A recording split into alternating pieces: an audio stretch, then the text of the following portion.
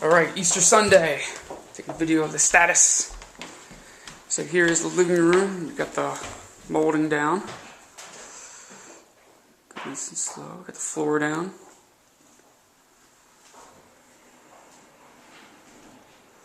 We just set the kitchen table up here, but we'll set it up over there once we're all done.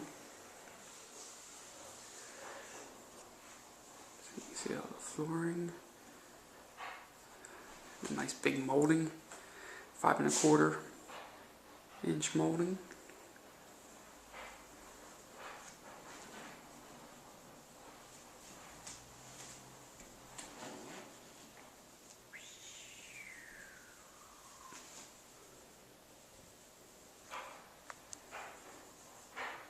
See.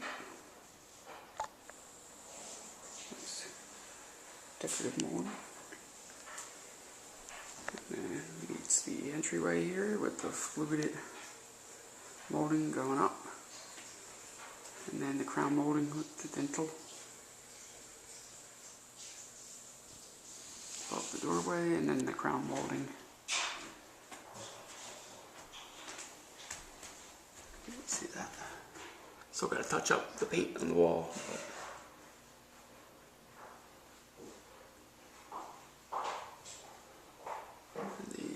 The mold that we put up for the crown molding.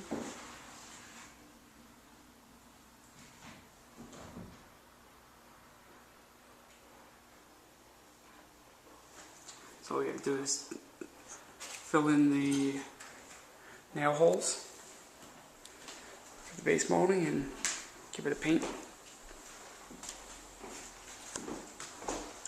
Then the couch will face this way.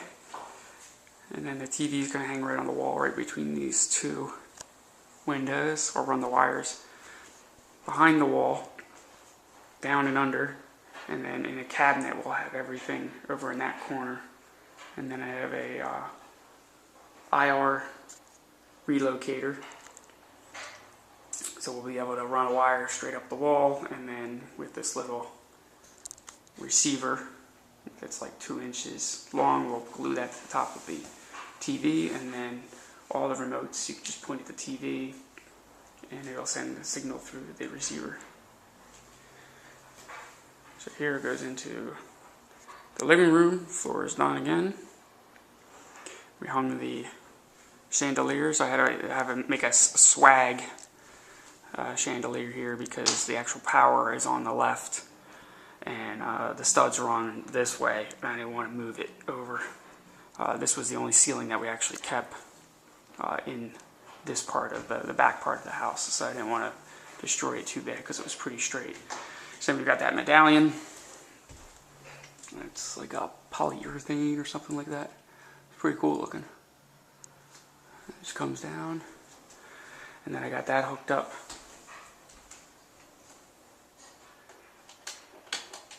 to a dimmer. See how bright that thing gets. So we're still waiting on the final window. That's an original window to the house, so we'll get that replaced. And then this will be obviously the dining room, and we'll put the table in there. You can see the molding goes all the way around. And then I made this molding out of some maple I had left over, so you can kind of zoom it back up here. You can see what it looks like now. And then we'll stain this all like a Java type color. You can see that molding.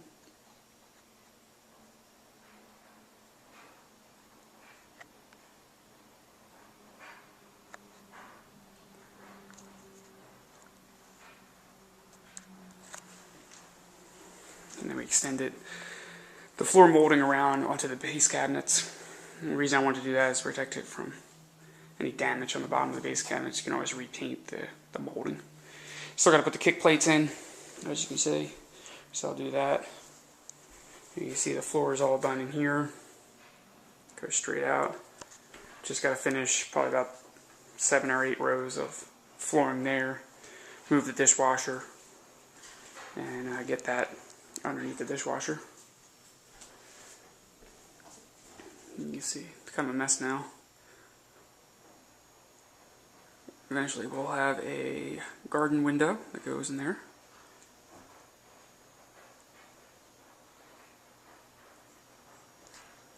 So I got the hood hooked up this weekend, so I did yesterday.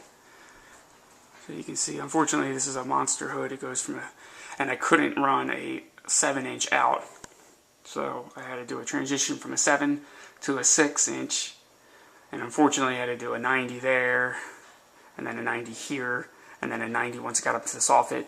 And then you'll see it's an eave or soffit vent on the other side, and then there's another 90. So when this thing's running full bore, it's pushing 670 CFM. So it gets a little tiny bit noisy because of all those bends, but that's a lot of air, so it probably won't be necessary to use it at full power all the time. You can see this all done. You can see we got the molding down here. Same thing, got to install kick plates and molding over there. And eventually we'll do tile in this front entryway, put a new door in there.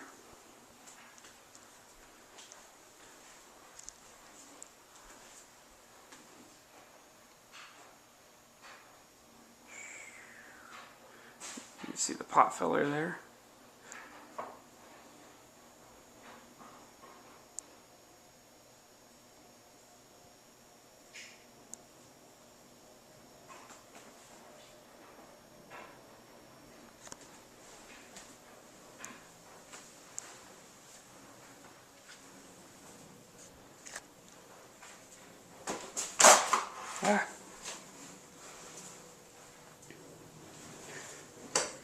Get an idea how big the kitchen is from this view. And then we'll run outside real quick.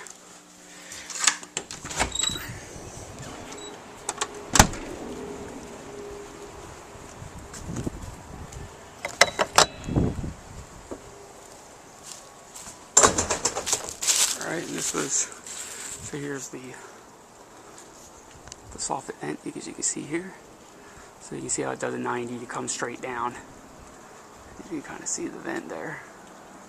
And then what I did was, because I was concerned with moisture seeping out under the soffit and staying there, you can see where the vinyl siding kind of starts, like right there.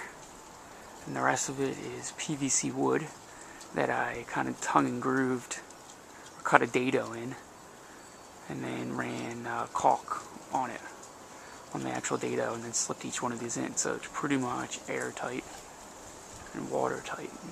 Now there's actually a groove above, right above where the gutter is, that lets air in, so it still can breathe.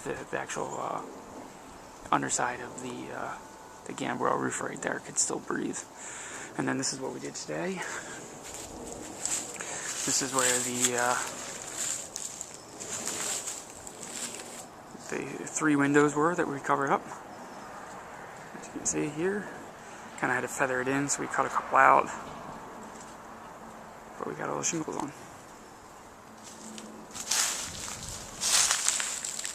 Try to get a good shot here. So now just need to kind of right in between here, right about here is where the window is going to go, the garden window. So we'll bust that out when that comes in.